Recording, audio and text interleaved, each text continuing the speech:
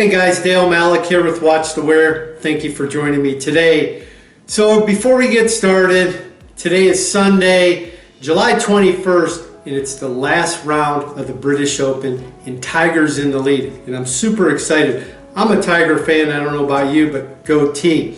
But anyway, before we get started with today's video, as usual, just a quick website update. We're still on track. We plan on going live in August, and I'm very excited.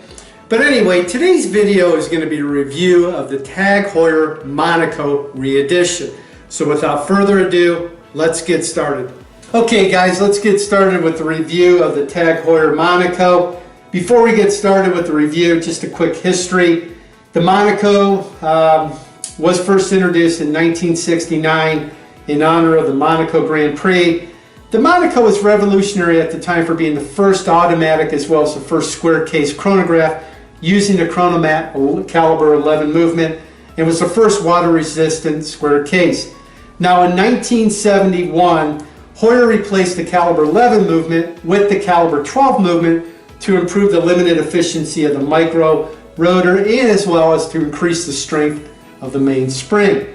Now the Monaco's claim to fame, as you know, was the result of the famous Hollywood actor Steve McQueen, who actually wore the Monaco in the movie in 1971, Le Mans. You gotta love that iconic picture of McQueen wearing the Monaco. It's the best picture out there, one of my favorites. The original Monaco had a case size of 40mm by 38. It had round pushers with fluted edges, and the crown was on the left-hand side of the watch.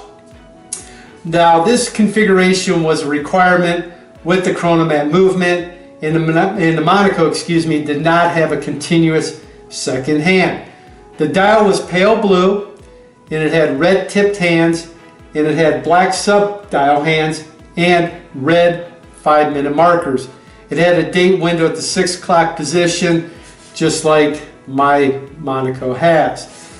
Now the back of the Monaco, compared to obviously the newer versions, had the words engraved on the back, tool 033. This was a specific tool that was needed to open up the back case. Couldn't get it open any other way. The Monaco now was discontinued, as you know, in 1975. However, during its tenure, it's estimated right around 4,500 units of the various Monaco references were produced. Now, in 1998, the Monaco was reissued with a new design.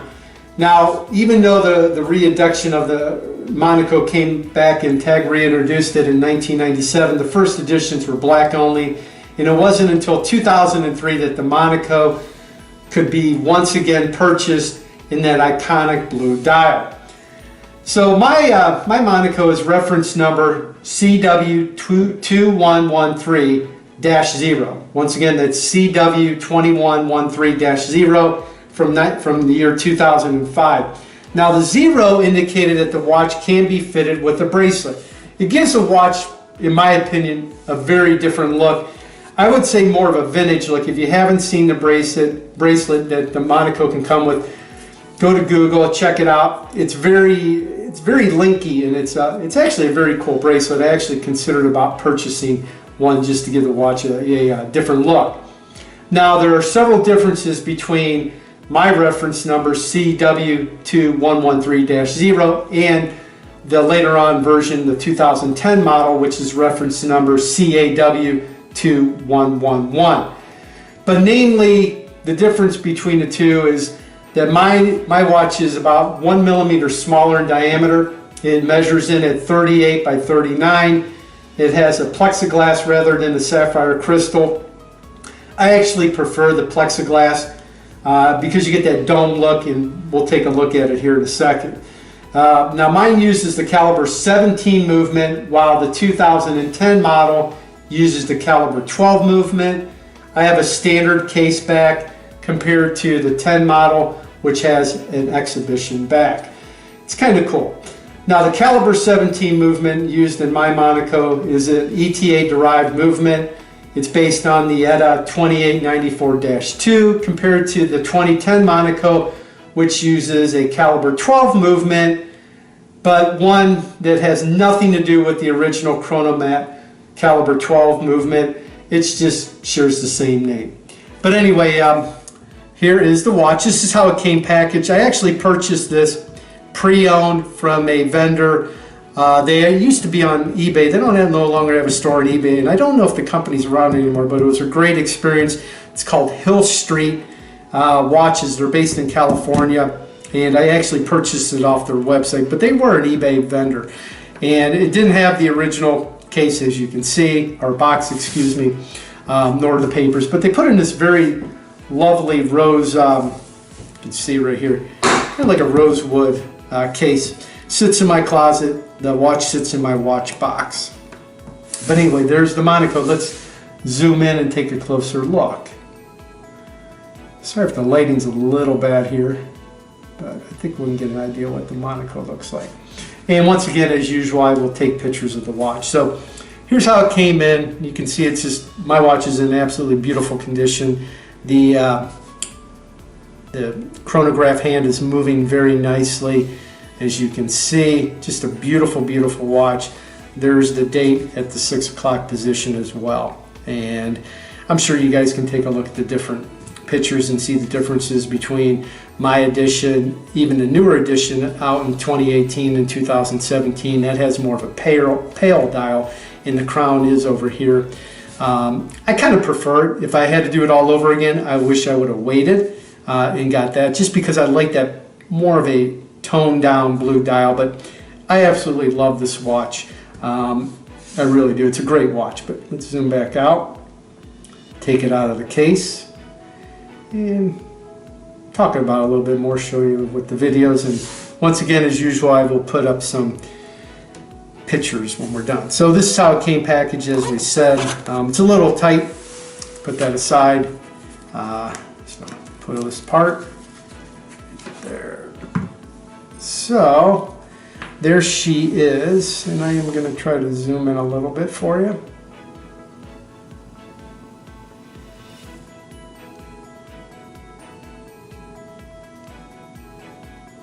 There we go. So as you can see, it has the silver and black tip hands. The dial is the more of a vibrant blue. It's got the second hands over there. It's got the Tag Heuer logo up top of the 12 o'clock position, the date window down there. Just a beautiful watch. Now, one thing I want to mention to you is the case over here, quite frankly, it's not as pronounced. It is a square case watch, but it's not truly square. You got a little roundness here, but the older ones, the original ones, are actually more broad, and it's a lot more pronounced compared to these newer editions. Just a great watch. It wears very well on my wrist. We'll put a couple wrist shots up there just so you can get an idea how it wears on a smaller wrist. As you know from my previous videos, my wrist size is 6.57 inches, 6 3/4 inches. 22 on the lug width right there, but wears very well. It really does. And you got a different, I'm actually, as you can see, I don't have the original strap, although I am going to order a blue one just because I kind of want a watch to wear with brown. I try to dress my watches up with what I'm wearing. I don't know if that makes sense, but you have to have a watch to wear with your outfits. But anyway, this has got the black strap. Nice strap, very nice strap. But anyway, here's the side of the watch, just to give you an idea of it. And I think I can kind of like maybe zoom in a little bit there, just so you can see the domeness of the crystal. I think you can see it pretty good there.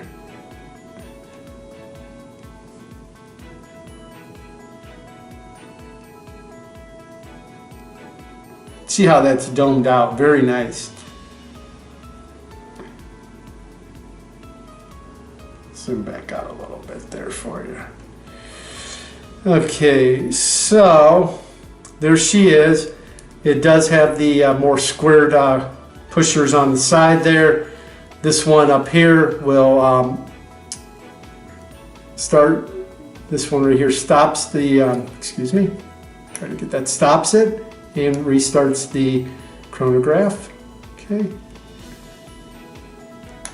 And this one will reset it. Resets very nicely. Beautiful watch. I just love this watch.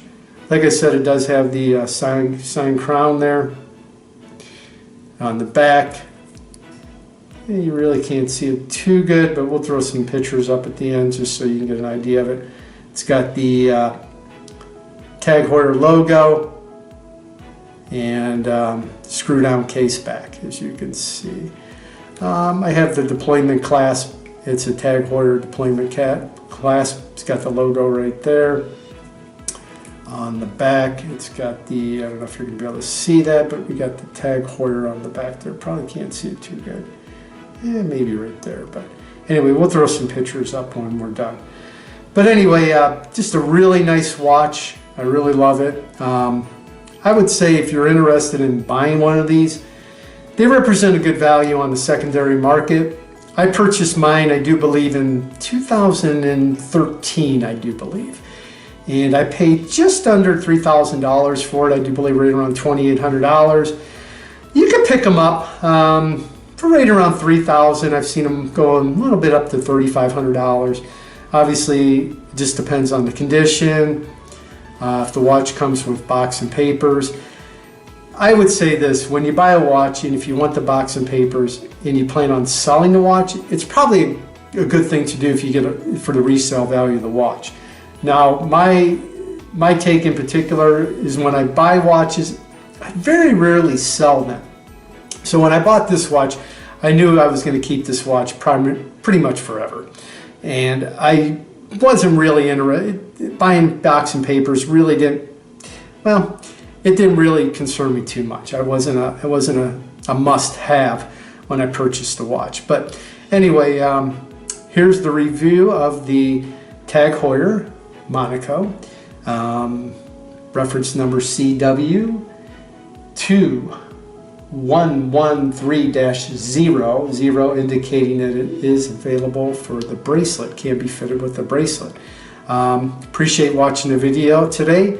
If you like this video, make sure and give me a thumbs up. Subscribe to the channel as well. If you don't like the video, hey, you can give me a thumbs down too.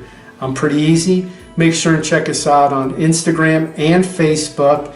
And in closing, make sure that you will always have a watch to wear.